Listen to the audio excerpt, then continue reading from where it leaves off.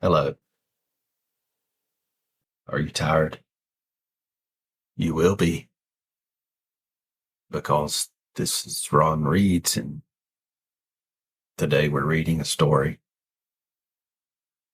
called Chickamauga by Ambrose Bierce. One sunny autumn afternoon, a child strayed away from its rude home in a small field and entered a forest unobserved. It was happy in a new sense of freedom from control, happy in the opportunity of exploration and adventure. For this child's spirit, in bodies of its ancestors, had for thousands of years been trained to memorable feats of discovery and conquest. Victories in battles whose critical moments were for centuries, whose victors' camps were cities of hewn stone. From the cradle of its race, it had conquered its way through 2 continents, and passing a great sea had penetrated a third, there to be born to war and dominion as a heritage. The child was a boy, aged about 6 years, the son of a poor planter. In his younger manhood, the father had been a soldier, had fought against the naked savages, and followed the flag of his country into the capital of a civilized race, to the far south. In the peaceful life of a planter, the warrior fire survived. Once kindled, it was never extinguished. The man loved military books and pictures, and the boy had understood enough to make himself a wooden sword, even though the eye of his father would hardly have known it for what it was. The weapon he now bore bravely as became the son of an heroic race. And pausing now and again in the sunny space of the forest, assumed, with some exaggeration, the postures of aggression and defense that he had been taught by the engraver's art, made reckless by the ease with which he overcame invisible foes attempting to stay his advance. He committed to the common enough military error of pushing the pursuit to a dangerous extreme, until he found himself upon the margin of a wide but shallow brook, whose rapid waters barred his direct advance against the flying foe that had crossed with illogical ease. But the intrepid victor was not to be baffled. The spirit of the race which had passed the great sea burned unconquerable in that small breast and would not be denied.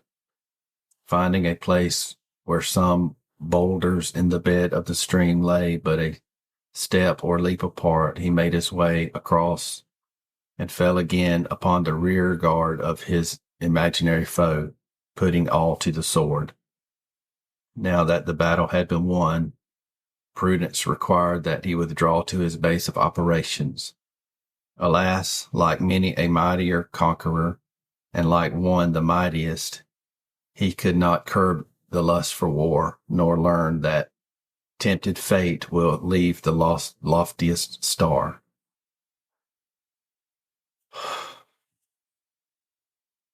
Advancing from the bank of the creek, he suddenly found himself confronted with a new and more formidable enemy.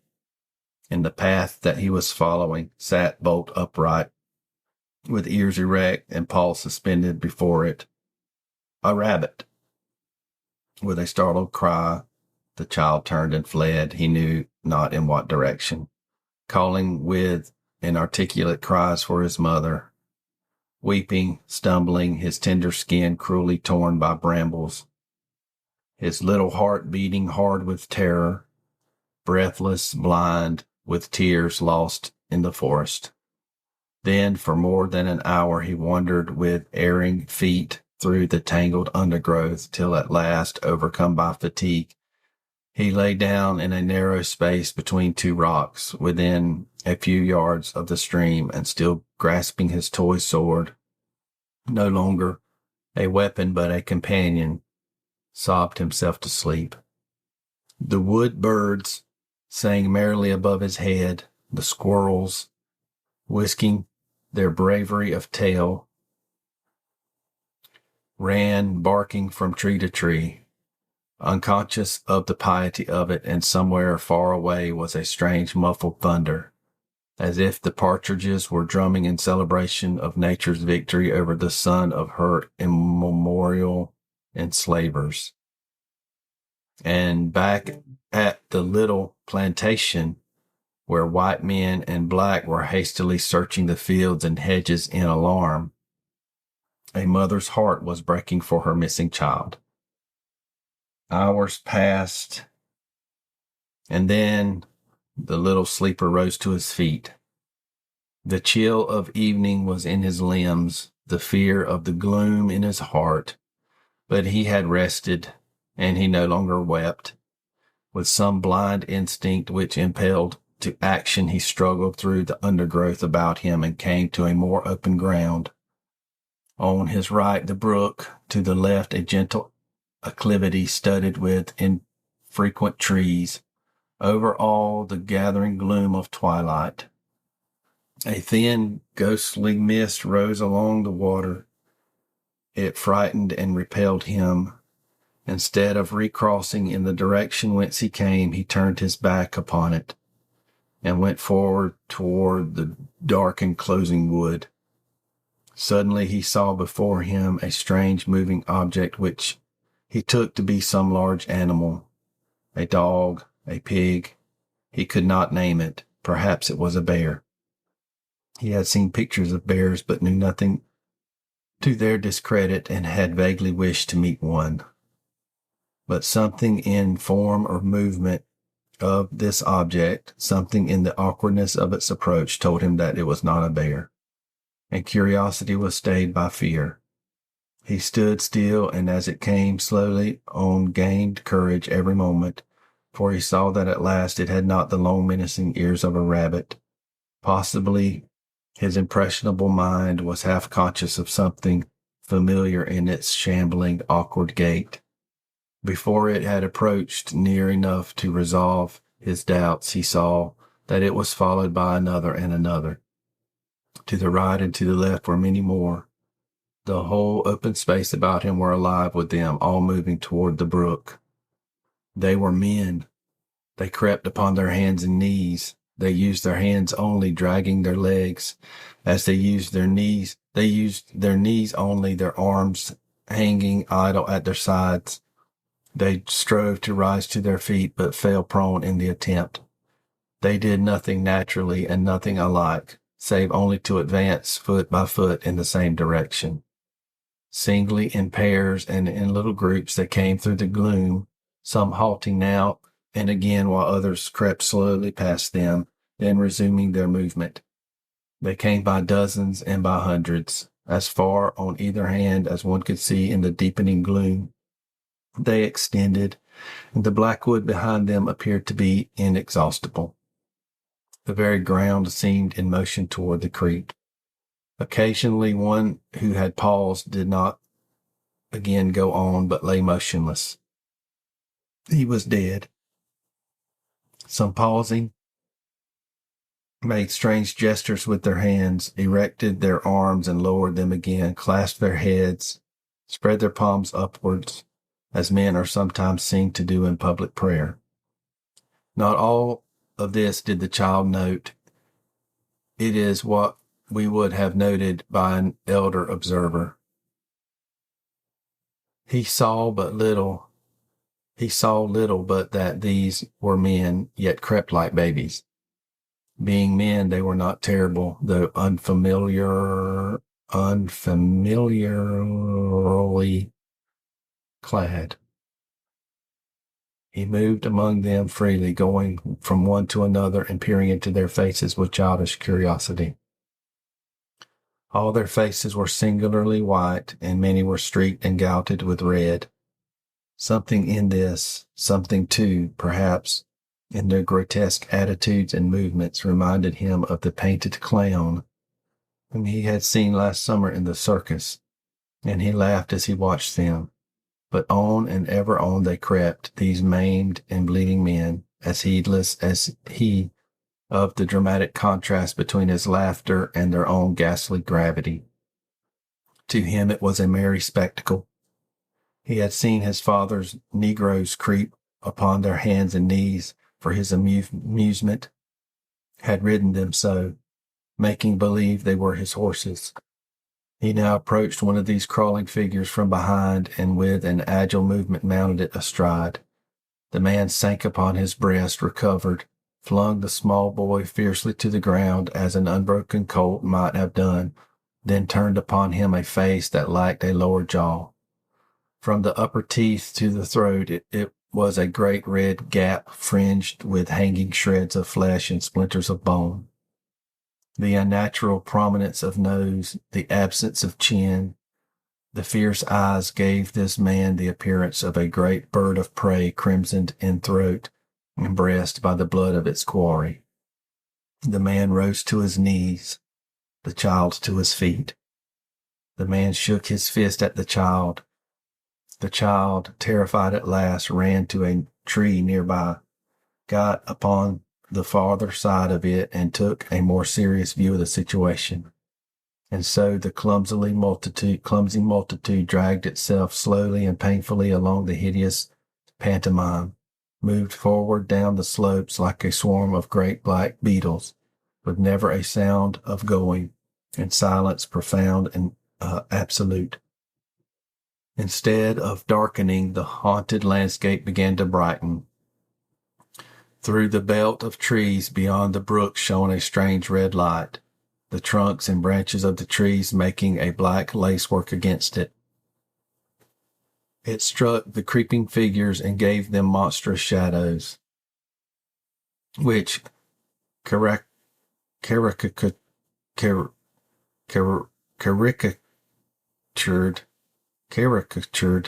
their movements on the lit grass. It fell upon their faces, touching their whiteness with a ruddy tinge, accentuating the stains with which so many of them were freaked and maculated. It sparkled on buttons and bits of metal in their clothing.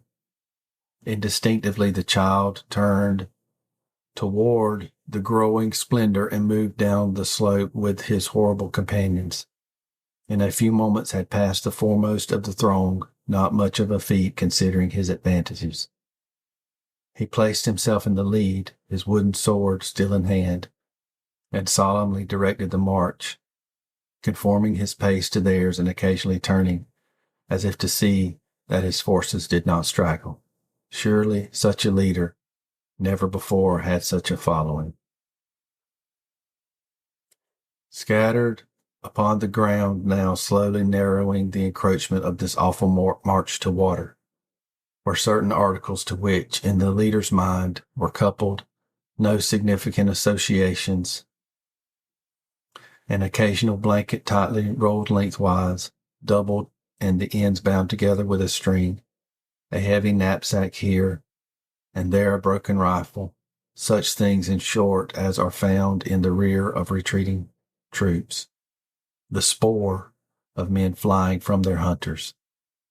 Everywhere near the creek, which here had a margin of lowland, the earth was trodden into mud by the feet of men and horses.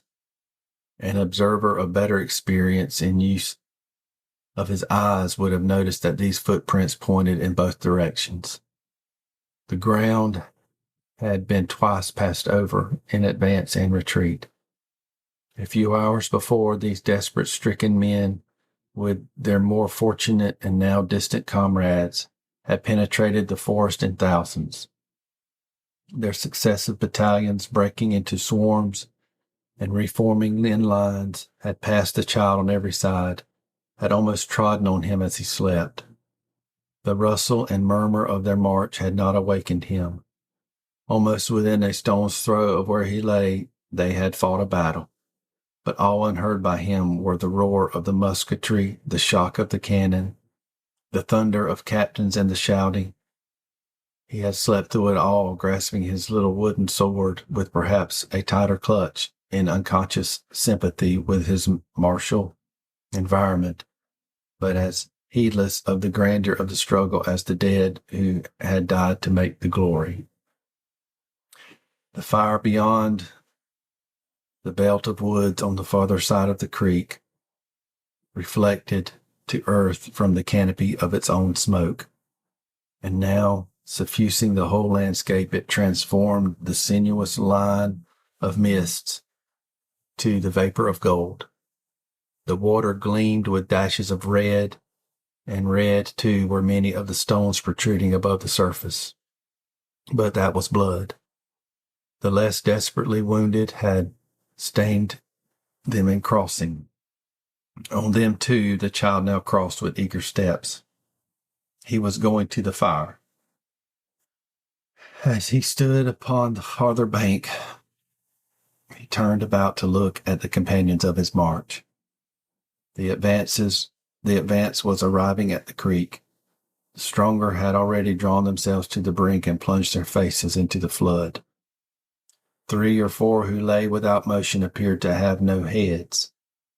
As the child's eyes expanded with wonder, even his hospitable understanding could not accept a phenomenon implying such vitality as that.